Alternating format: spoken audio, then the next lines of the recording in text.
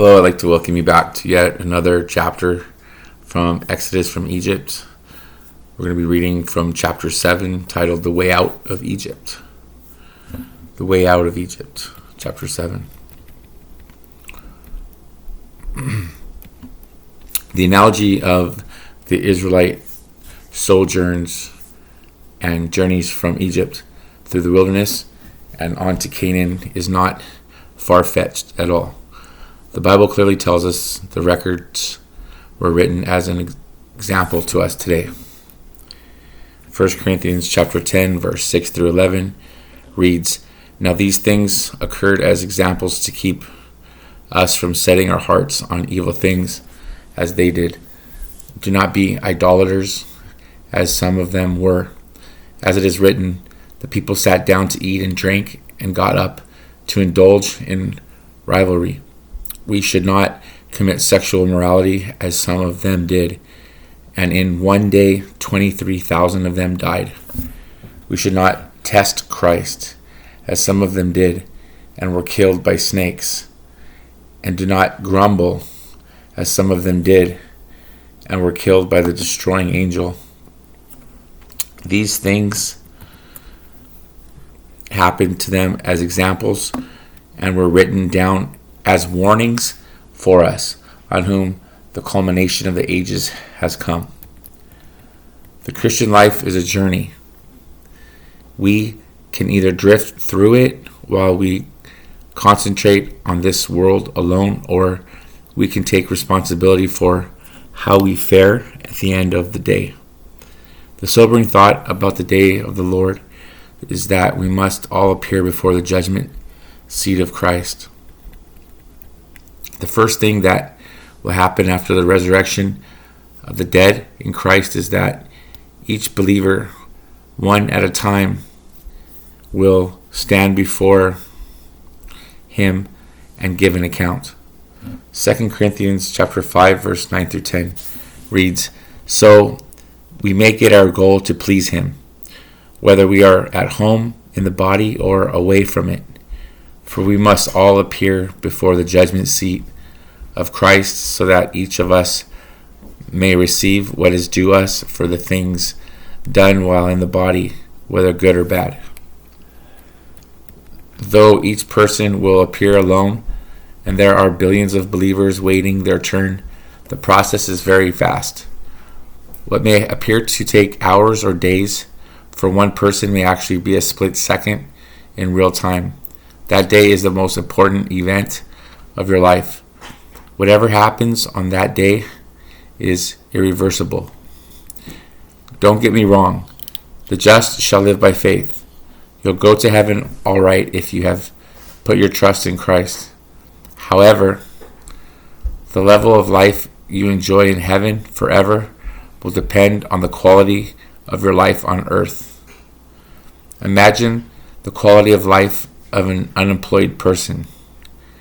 Money is not the only worry he has to cope with. No work means no point getting up in the morning because you are going nowhere, just like in the past 2 years or so. No appetite because you've not done a day's work and you are bored stiff. No social life because you are limited in what you can chat about with your friends. So a Christian who goes to heaven only to escape hell will be saved, but sorely lacking purpose. Luke chapter 21, verse 34 through 36 says, "Be careful, or your hearts will be weighed down with carousing, drunkenness, and the anxieties of life, and that day will close on you suddenly like a trap, for it will come on all those who live on the face of the whole earth.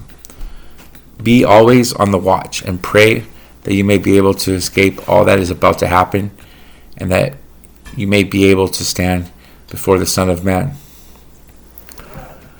Some of us who are preachers have a lot to answer for. Motivational speaking and prosperity message are not enough to prepare God's people for that day.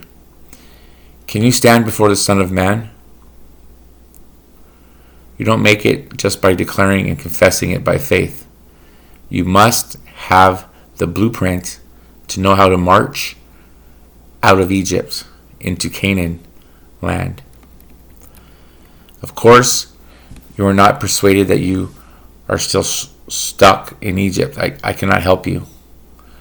If you are doing the faith talk, but in reality you're just counting your material blessings as proof of divine approval, you still have a long way to go. So, here is a list of symptoms, a checklist to jog your memory. Be honest with yourself. If any of these issues apply to you, you're still in Egypt, just like 85% of Christians today.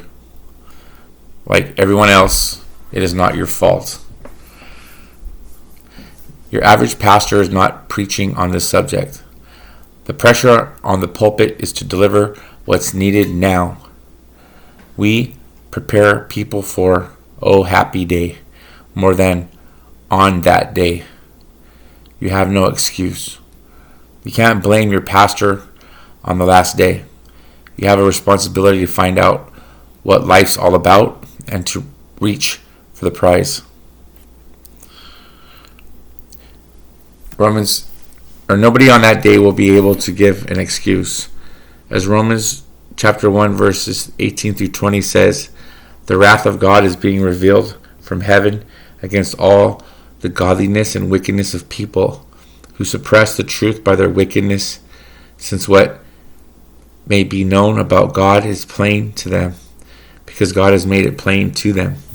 For since the creation of the world, God's invisible qualities, his eternal power and divine nature, have been clearly seen, being understood from what has been made, so that people are without excuse.